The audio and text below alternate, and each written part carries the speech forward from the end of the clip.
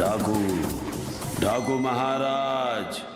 బాలకృష్ణ హీరోగా బాబీ దర్శకత్వంలో action entertainer movie తెరకెక్కుతున్న సంగతి తెలిసింది. ఈ సినిమా టైటిల్ ను మేకర్స్ శుక్రవారం అనౌన్స్ చేశారు. డాకు మహారాజ్ అనే పేరును ఫిక్స్ చేశారు. ఈ సినిమా టీజర్ ను రిలీజ్ చేశారు. ఈ కథ వెలుగును పంచే దేవుళ్ళది కాదు.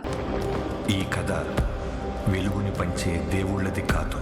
చీకటిని శాసించే రాక్షసులది కాదు. చీకటిని శాసించే రాక్షసులది కాదు. ఆ రాక్షసులను ఆడించే రావణుడిది కాదు. ఆ రాక్షసులని ఆడించే రావణుడిది కాదు. ఈ కథ రాజ్యం లేకుండా యుద్ధం చేసిన ఒక రాజుది. ఈ కథ రాజ్యం లేకుండా యుద్ధం చేసిన ఒక రాజుది. గండ్రగొడ్డలి పట్టిన యమధర్మరాజుది. గండ్రగొడ్డలి పట్టిన యమధర్మరాజుది. మరణాన్నే వణికించిన మహారాజుది.